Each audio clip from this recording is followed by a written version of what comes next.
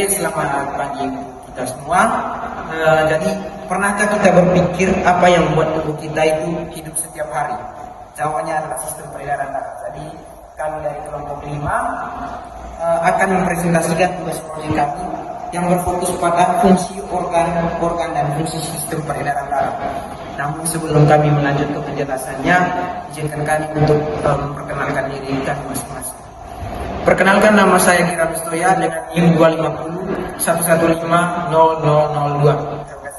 Saya Patricia Irin WDP dengan NIM 250 1190 109. Saya dengan Ivan Agung Ivanto Hadimesa dengan NIM 250 1150 108. Saya Dirli Ardian Buana dengan NIM 250 1150078.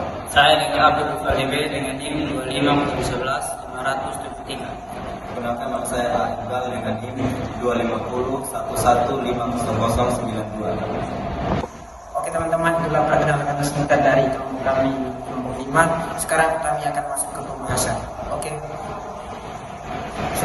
Oke teman-teman, yang pertama kita akan sebelum kita membahas lebih dalam, kita harus bisa memahami dulu kira-kira pengertian jantung itu apa. Jadi jantung adalah organ utama dalam sistem peredaran darah, sehingga darah bisa mengalir ke seluruh tubuh. Jadi tanpa kita ketahui bahwa jadi jantung itu mempunyai fungsi yang sangat kuat. Jadi darah itu bisa mengalir ke seluruh tubuh kita karena adanya jantung yang memompa darah sehingga darah bisa mengalir ke tubuh kita. Nah, di sini juga jantung itu ada terdiri dari beberapa bagian ya teman-teman. Di sini yang pertama itu ada serami kanan. Nah ini serami kanan. Dan di sini serami kanan itu sering disebut dengan atrium kanan. Jadi di sini serami kanan itu adalah bagian dari jantung yang menerima dari darah kotor dari seluruh tubuh. Jadi ini fungsinya untuk menerima darah kotor dari seluruh tubuh. Ya. Yang berikut ada serami kiri atau sering disebut dengan atrium kiri. Jadi di sini serami kiri ini adalah bagian jantung yang menerima darah bersih. Dan berikut kita akan masuk ke bilik kanan. Ini bilik kanan.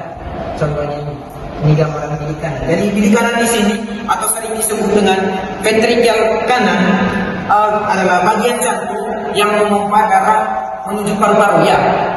Jadi bilik kanan ini mempunyai peran penting ya. Di mana dia berfungsi untuk memompa darah dari bilik kanan itu yang memompa darah menuju paru-paru. Dan yang berikut itu ada bilik kiri atau ventrikel kiri. Jadi ini tuh ventrikel kiri. Dan di sini ventrikel kiri itu adalah bagian jantung yang memompa darah ke seluruh tubuh. Jadi ini mempunyai peran penting. Jadi darah bisa mengalir ke seluruh tubuh kita dengan bilik kiri. Dan yang berikut itu teman-teman ada katup jantung.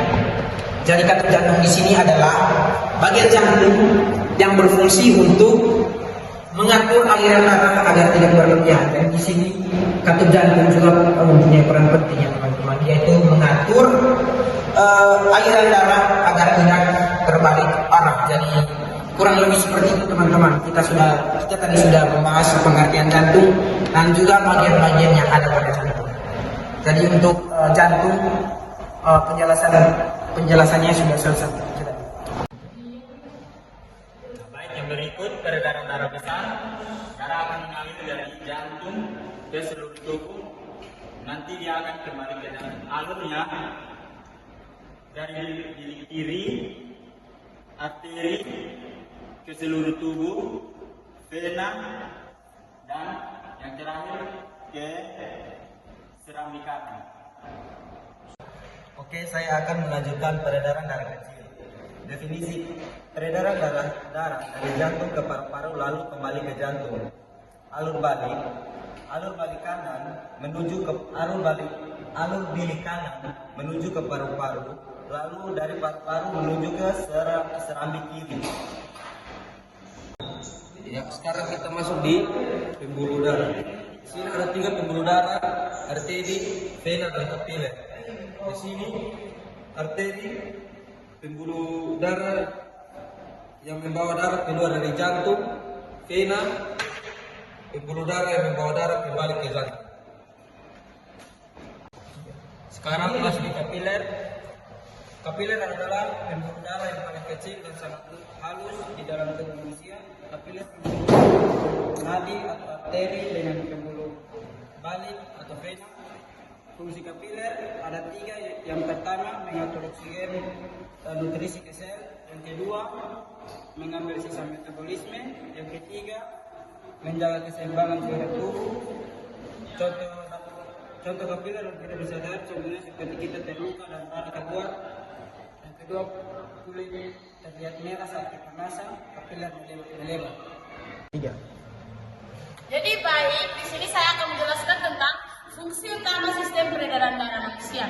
Jadi di sini fungsi sistem peredaran darah pada manusia itu memiliki 3, yaitu yang pertama itu mengangkut oksigen, seperti darah mengangkut oksigen ke seluruh tubuh. Dan yang kedua itu membawa nutrisi, darah mengedarkan zat makanan ke seluruh tubuh. Dan yang ketiga itu membuang karbon dioksida, yaitu darah membawa sisa metabolisme.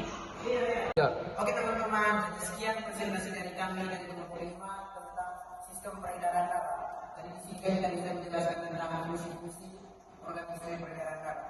Semoga video ini dapat bermanfaat bagi teman-teman semua. Terima kasih. Sampai jumpa. Jaya!